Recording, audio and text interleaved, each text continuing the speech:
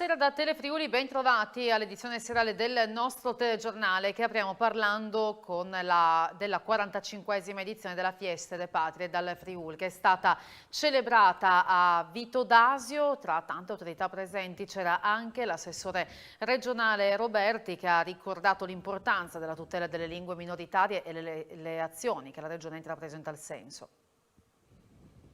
Oggi ritorniamo in presenza, in un bel posto, nella montagna, in un piccolo paese di quelli che rappresentano la ricchezza del Friuli Venezia Giulia, e per una ricorrenza che è sicuramente importante non solo per il Friuli, come ho già detto più volte, ma per tutto il Friuli Venezia Giulia. Senta, Roberti, cosa ha fatto la Regione per la tutela della lingua? E le chiedo, ma c'è ancora tanto bisogno di tutelare questa lingua?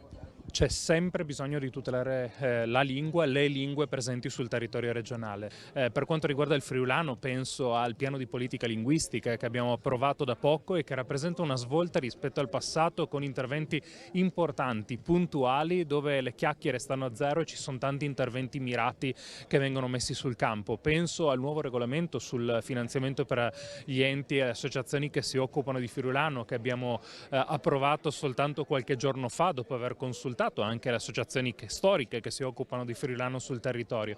Penso alla miriade di manifestazioni, di eventi, di progettualità che porta avanti e finanzia l'Arlef come Longa Manus della regione Friuli Venezia Giulia, ma soprattutto, e questo penso sia un tema centrale, lo dico anche parlando a Telefriuli, ci sia sempre più bisogno, e anche la regione abbia sempre più bisogno di coinvolgere il privato nella promozione e nella diffusione delle lingue. In questo anche il mezzo televisivo che voi rappresentate è sicuramente un fattore importante e chiave per andare avanti su questa strada.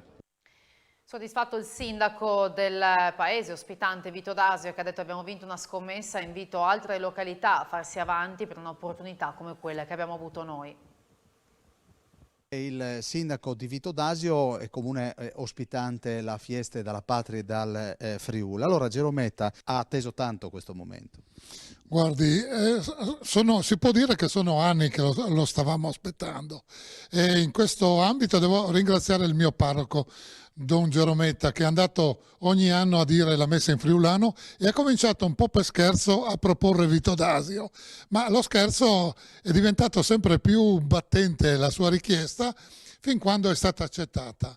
Ed è quasi una scommessa questa, perché portare l'evento più grande per la nostra regione in un comune così piccolo come il nostro è una scommessa che noi siamo sicuri di vincere, anche per dare a quei comuni piccoli come noi l'input proprio che è possibile organizzare un evento di questo genere. Quindi è un invito che rivolgo anche ai miei colleghi: fatevi avanti, perché è importante che questo evento avvenga anche in quei posti più piccoli dove si respira ancora un po' delle vecchie radici del Friuli.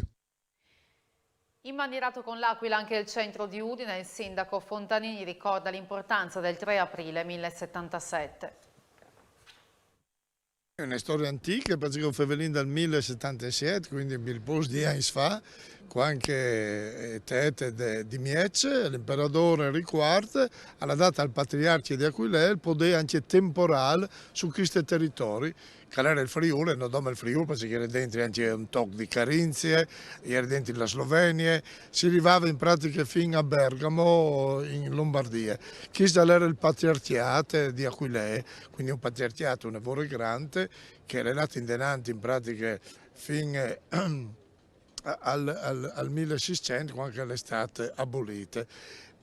Però dal 1077 questi momenti importanti in cui si dà forza a queste identità che esisteva già, perché il Friuli esisteva già grazie ad Aquilea, grazie al patriarcato, diventa anche un po' di temporale, con un esercito, con delle slecce, con le monete, che in pratica era il Friuli dal 1077.